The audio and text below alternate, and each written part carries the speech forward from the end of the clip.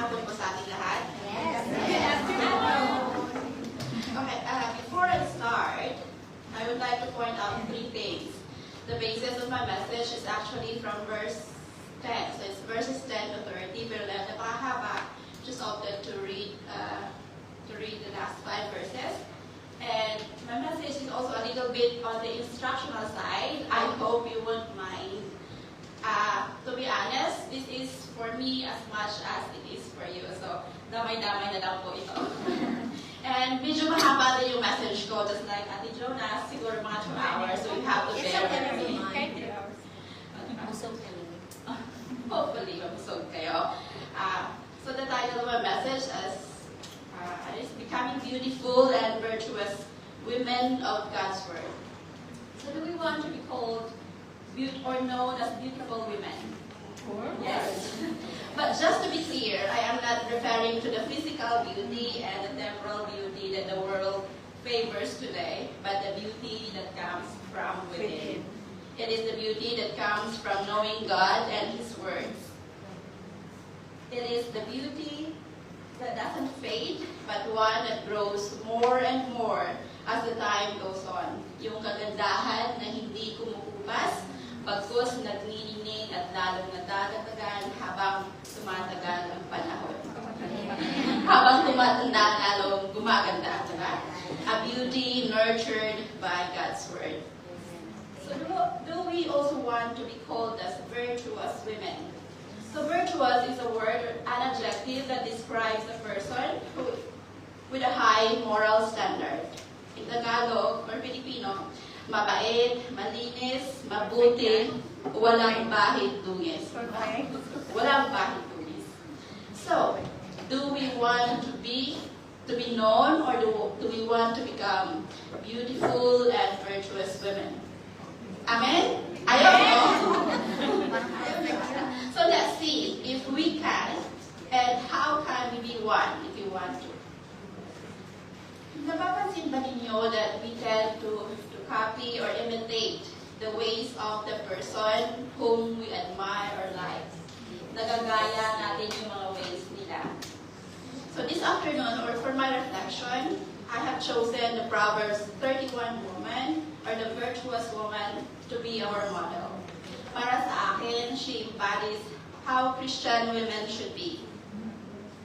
She is a woman who knows her purpose, and she is a woman who is not afraid of hard work and getting her hands dirty. She is also a wife and a mother. So baka magtanong yung mga single ladies dito, makaka-relate pa kami. Kasi nga, diba, our model is a mother and a wife. So my answer is yes. Her being married doesn't take away the fact that the qualities she has as a woman are the qualities we should be seeking as Christian women. Especially now that we are in the changing and modern times, that I could observe that it seems that our views, our values kind of go with the changes, and sometimes it's not even for the good. So I think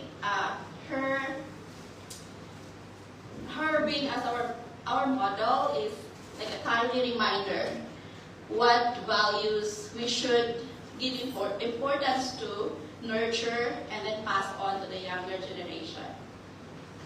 So I'm not going through our text verse by verse dahil napakahaba siya, and I'm not going to go into details. At hindi ko din po kayo uutusan na tanungin ninyo mga katabi. But I'd rather that you ask yourselves whether you possess these values, these virtues, or if you want to possess them and to have them as our model. So, she is trustworthy. Verses 11 and 12. She is a woman who can be trusted. It says there that her husband has full confidence in her. So for us, it's not just the husband, but like the people around her has full confidence in her. She is diligent and hardworking. Verses 13 and 17. She earnestly tries to do everything right. Yun yung term doon. Everything right. Hindi yung patsamba lang. Yung hindi mekos-mekos. Diba?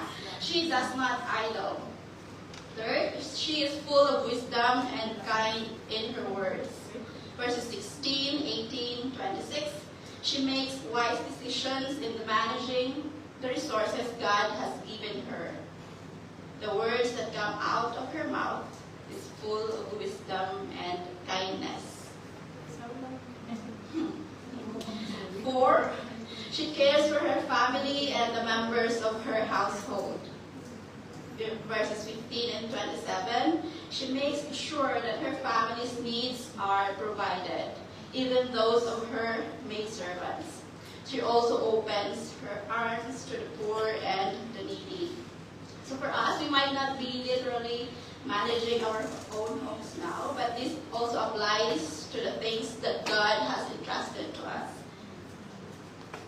Entrusted to us in our care and the church where we belong to. So the question is, do we care for the people, our sisters in Christ? Do we care for our church? Yes. Oh. Next, she loves beauty, or rather, she loves to create beautiful things out of raw material. So alam ko meron iba sa atin dito na they are artistic and they like to do this kind of thing. So she has that quality as well. And then the last but not the least is she fears the Lord. Verse 30, she is known for her reverence for the Lord, thus making her beautiful and a virtuous woman. So this is actually where the main point is from for our message. So, do you think we can be like her? No? Or do you think she is too perfect that we are afraid even to try? So, if your answer is like yes, we're afraid to try because she is too perfect. So my next question is, do we aim for perfection? No. We should not, because as long as we live in this imperfect world, we will never be perfect. So please bear in mind that none of us can have these qualities perfectly, but we can continually grow into every single one of these if and when we allow God and His words to work and change it, to change and work in and through us. Again, we can continually grow into every single one of these if and when we allow God and His words to change and work in and through us. Amen. Amen. Amen. Parang ayaw ni Amen. Okay, so I have put 3 ways to help us grow and become like our model. First is fear the Lord.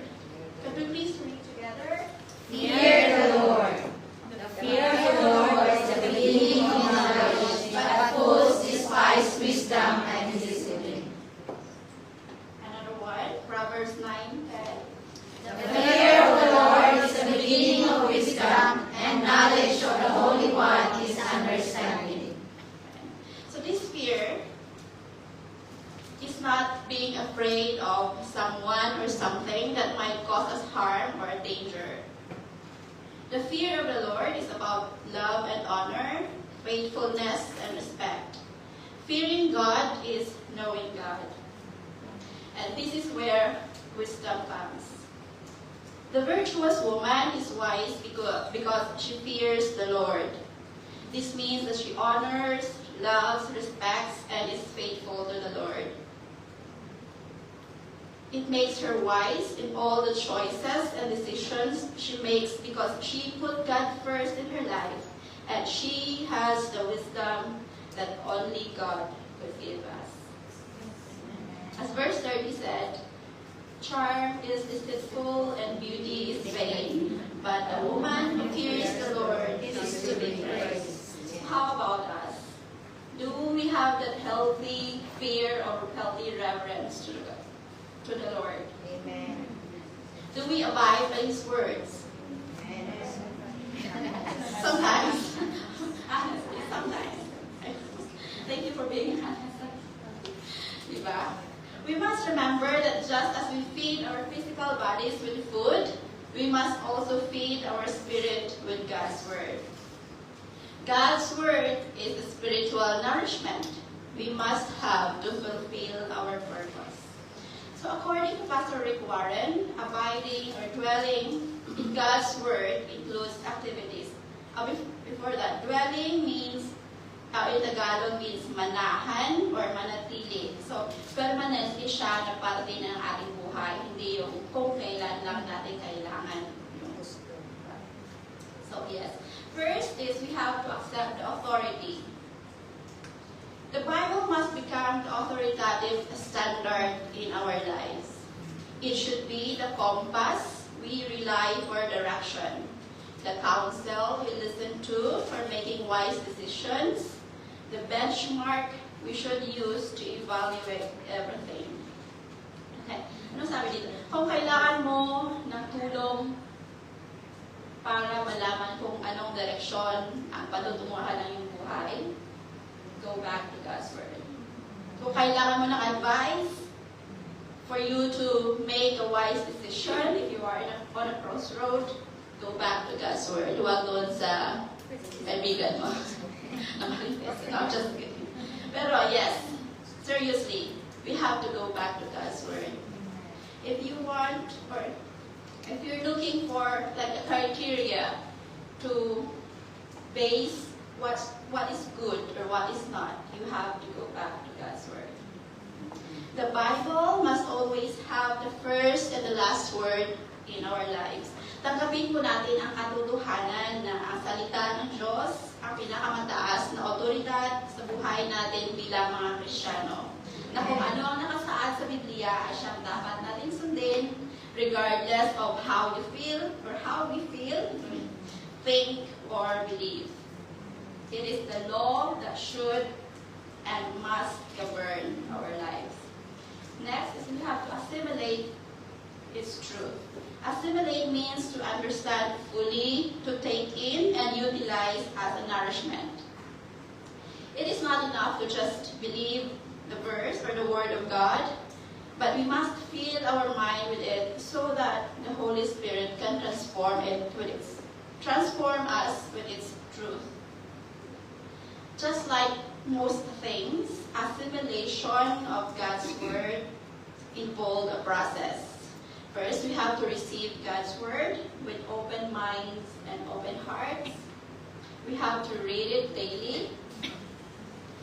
We have to research it. We have to write down our thoughts, ask questions if necessary.